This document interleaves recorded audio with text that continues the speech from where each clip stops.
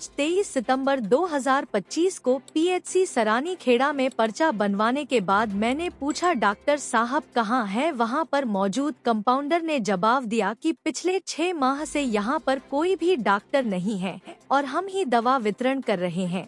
वहाँ पर मौजूद मरीजों ने जमकर विरोध किया और बताया कि इस पीएचसी से लगभग 20,000 से अधिक की आबादी वाले कई गांव जुड़े हुए हैं। सरकार ने करोड़ों रुपए की लागत पीएचसी बिल्डिंग तो बना रखी है, लेकिन यहाँ पर मरीजों को बिल्कुल भी सुविधा नहीं मिल पा रही है, जिससे मजबूरन मरीजों को झूला छाप डॉक्टरों एवं अवैध जांच केंद्रों पर जाकर मजबूरन दवाई व जांचें करवानी पड़ रही है। सरकार की ओर से एक नारा दिया जाता है निरोगी राजस्थान, वहीं दूसरी ओर ग्रामीण क्षेत्रों में मौजूद पीएचसी बिना डॉक्टरों के राम भरोसे चल रही है। पीएचसी पर कोई इमरजेंसी मरीज पहुंचता है तो वहां पर मौजूद कंपाउंडर यह कहते हैं कि यहां पर कोई डॉक्टर नहीं है। लगभग 6 माह से कोई डॉक्टर नहीं है।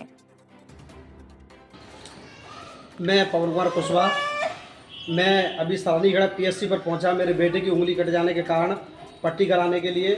तो वहां जाकर के जब हमने पूछा कि डॉक्टर साहब कहाँ हैं, तो जहां पर्चा काट रहे तो उन्होंने बताया कि 6 महीने से पीएचसी पर कोई डॉक्टर नहीं है। साथियों, इस भयंकर अभी वायरल चल रहा है, मौसम को देखते हुए हॉस्पिटलों में लाइन लगी हुई है और इतनी बड़ी बिल्डिंग बनने के बावजूद भी सरानी खेड़ा पीएचसी पर कोई डॉक्टर नहीं है, कुछ व्यवस्थाएं नहीं है। हमने कुछ दवाइयाँ मांगी तो उन्होंने कहा दवाई कई महीनों से दवाई खत्म हो गई है।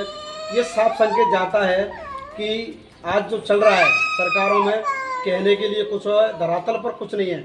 हमने अभी 2-3 दिन पहले भी हमारे एक साथी यहाँ आए थे, उन्होंने भी पोस्ट की थी, लेकिन इस संदर्भ में अभी तक इस पीएचसी पर कोई कार्रवाई नहीं हुई है। और डॉक्टरों की बात कही जाए तो कहते हैं कि 6 महीने से डॉक्टर साहब छुट्टी पे हैं।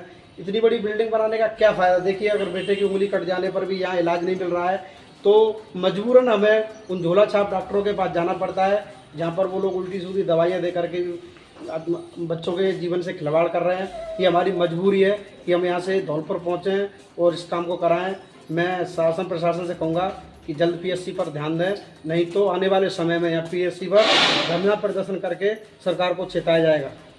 कि जो आज की स्थिति है, एक तरीके से देखा जाए तो ये पीएचसी राम भरोसे स्थिति में चल रहा है।